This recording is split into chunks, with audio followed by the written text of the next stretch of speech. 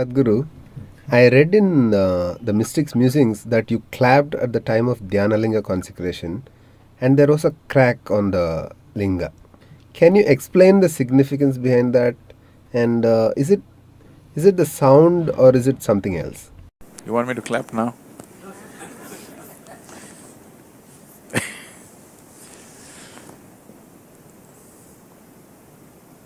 Now, that is not because of the sound. The power of the sound that Panditji was saying is, in the modern science we are trying to explain it off as resonance. If the Shruti is perfect on the two, naturally the string will break.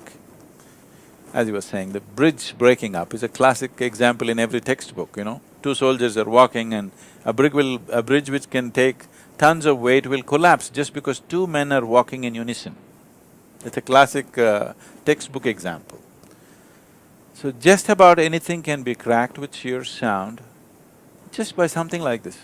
If two people just do this, if it is a perfect match, you can bring the building down. We don't produce perfect musicians in the school, okay? They'll bring down the building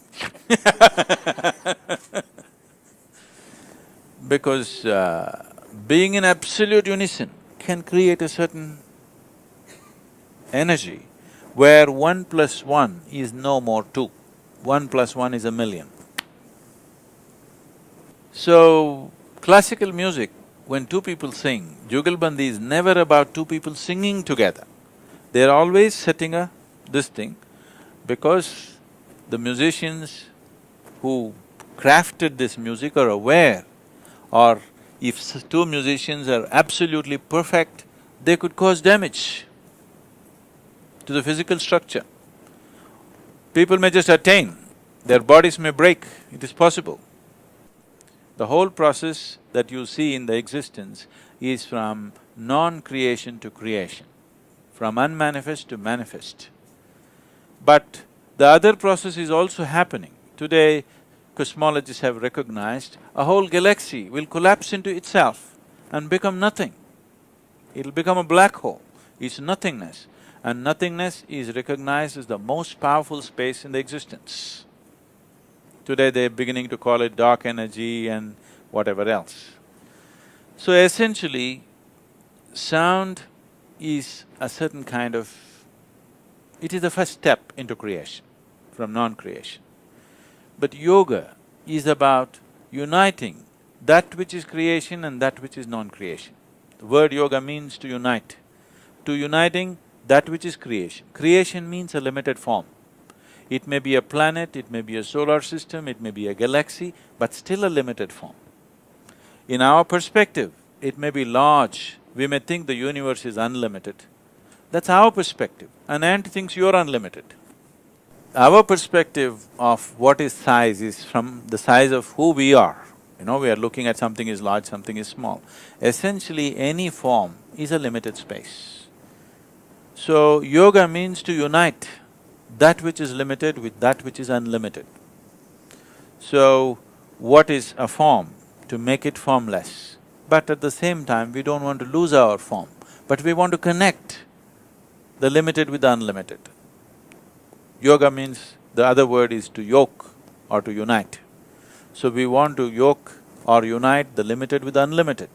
We want to couple them in such a way that we have the experience of both. That is why we are teaching you Shambhavi. That means it's a twilight zone where creation and non-creation both happening at the same time within you. The process of creation is moving from unmanifest to manifest. But another dimension, which is even more important, is moving from manifest to unmanifest. So this is a culture which recognized the significance and importance of that and held that as the foremost process in the existence. That is why we hold the destroyer as the Mahadeva. Destroyer means he is moving the manifest into unmanifest. So he is held as the highest because here we recognize that is the highest process. Making the unmanifest into manifest is a limited process. Making the manifest into unmanifest is the unlimited process. So that is the reason, though Shiva is a destroyer, he is held as a Mahadeva. So, cracking of the stone is not because of the sound. I don't even know if it made sound, it made some sound, but it's not the sound, it is a different process. Because if any energy happens at a certain scale, sound gets produced. Have you seen the airplanes sometimes, the fighter jets are going and when they break the sound barrier, boom, like a bomb it goes. All that happened is an object moved faster than what it was from a certain limit, it crossed that limit of speed and suddenly there's an explosive sound, nothing exploded. See, nothing blew, all right, there's no fire, but there is sound.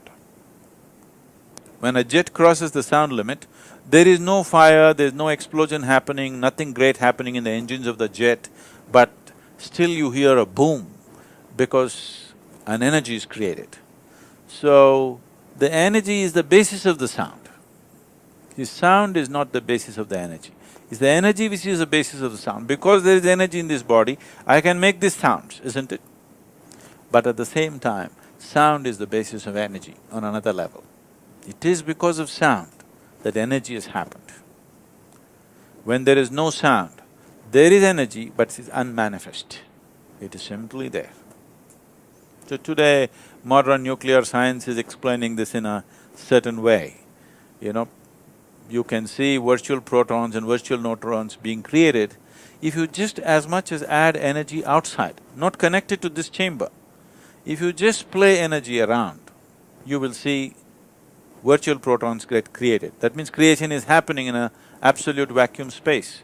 So, in a non-existence, which we are referring to as Shiva, existence is beginning to happen with the first play of energy. So we say this is Shakti. Energy is Shakti. Once she begins to play, creation begins to happen. The first form of creation is always the sound. So first there was word. And it's both ways. See, we always try to understand everything logically. Logic always moves step by step. Creation does not move step by step. There's no point trying to logically put it on a blackboard and say, this how creation happens. It's a silly way to go. There's only one way. If you cave into yourself, use whatever. You use music, sound or a sledgehammer, use whatever the hell you want to use. But if you just cave in, then you know it.